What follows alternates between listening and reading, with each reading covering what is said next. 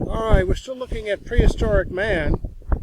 Over and over again we find Java man, Wadjak man, Neanderthal, Cro-Magnon, and all the others that are discovered to be on the evolutionary line that are not obviously apes, orangutans, or chimpanzees, are all representatives of modern man in its different details.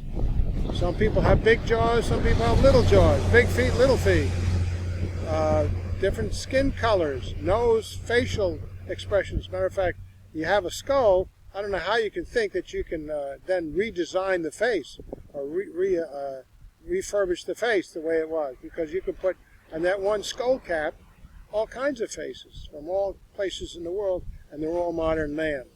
Well, anyway, BibleStudyManuals.net, K95.htm, looking at a Munich zoologist. Professor Emil Selenka saw clearly that the solution to the problem of Pithecanthropus, which is the technical name for Java man. I don't know, they just don't give you these big names, give you pronounceable names.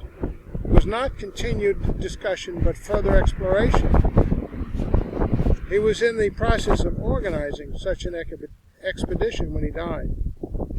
On the other hand, his wife successfully completed the project, which became known as the Selenka Triennial Expedition of 1907 to 1908.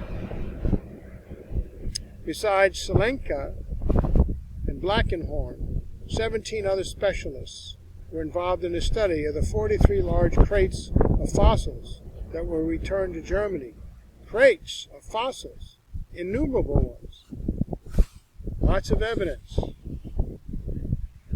These specialists produced an excellent scientific report of 342 pages, edited by Selenka and Blankenhorn, published in 1911, and entitled in German, Die Pithecanthropus Schicken auf Java. See, now they put it in German. I have trouble with English. Few, unfortunately, have ever heard of it. The report had suffered the fate decreed for all evidence that is contrary to evolution. Consignment to the lower reaches of oblivion. The field of paleoanthropology has had more than its share of scandals and sloppy scholarship. In contrast, the manner in which Frau Selenka organized and executed her expedition and published its results, Keith said, commands our unstinted praise. The thoroughness and scientific integrity of the expedition are exceeded only by the obscurity into which it has fallen. She wasn't a creationist. She was a scientist, although the purpose of the expedition was to confirm Dubois' findings. See? Its results actually contradicted his claims. So in effect, she turned from one point to the other, siding with the creationist, even though she wasn't one. But she was an honest scientist. Extensive mining and digging operations were required, as the fossil-bearing layer of the Triennial Formation was under 35 feet of volcanic sediment.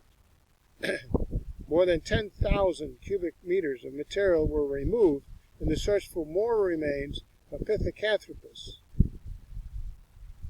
But Pithecanthropus was not to be found.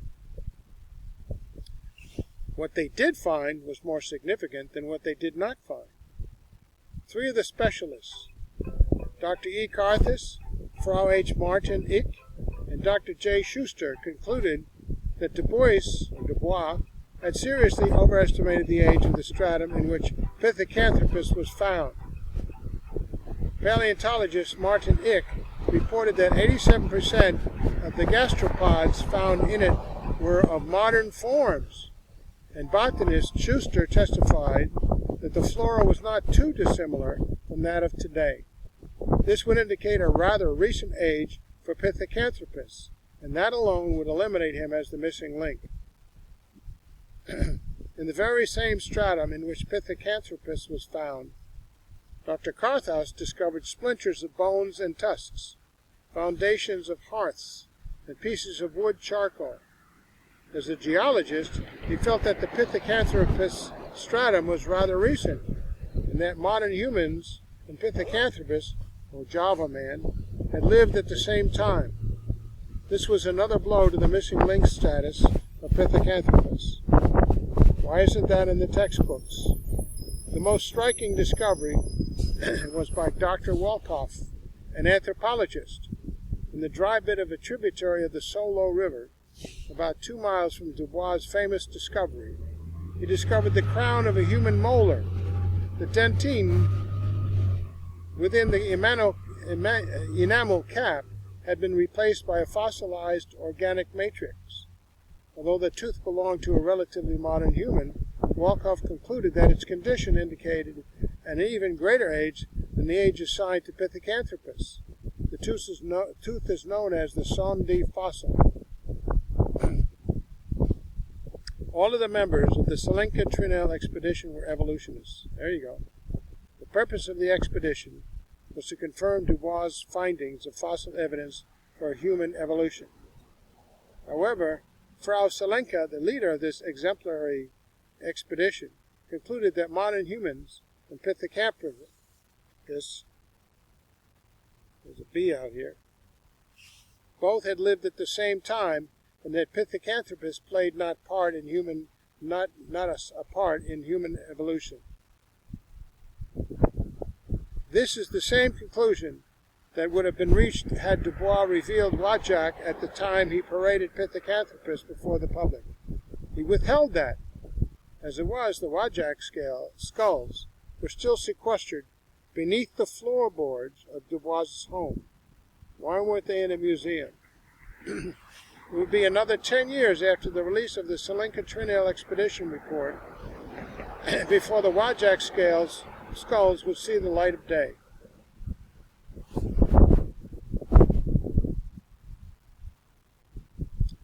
Perhaps the most remarkable part of the report was its description of the violent eruptions from nearby Mount Lower Kukusen and subsequent flooding that took place in that part of Java every 30 years or so.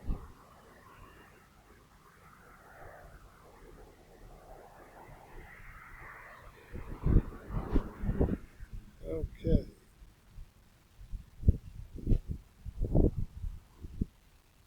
The geologic activity was so intense that the report concluded that the volcanic Trinell sediments, which contained Pithecanthropus, were far too young to yield any information on human origins.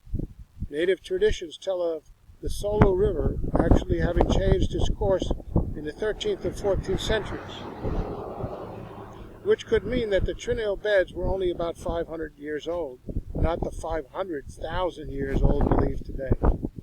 Because volcanic matter is heavily mineralized, the report states that the degree of fossilization of Pithecanthropus was the result of the chemical nature of the volcanic, not the result of a vast age. The summary chapter of the report was written by Dr. Max Blankenhorn. In it, he apologized to the reader because what they had hoped would be a corroboration of Dubois' findings seemed more like a debunking of Dubois' work. He used the German word for fruitless to describe their failure to substantiate Dubois' claims that the famous Java man he had discovered was our evolutionary ancestor.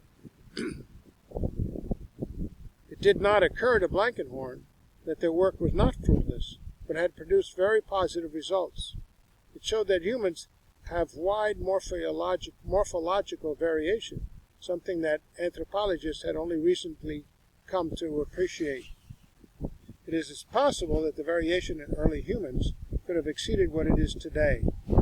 Although the Selenka expedition is universally considered to have failed in its primary purpose in true scientific terms, it was a resounding success.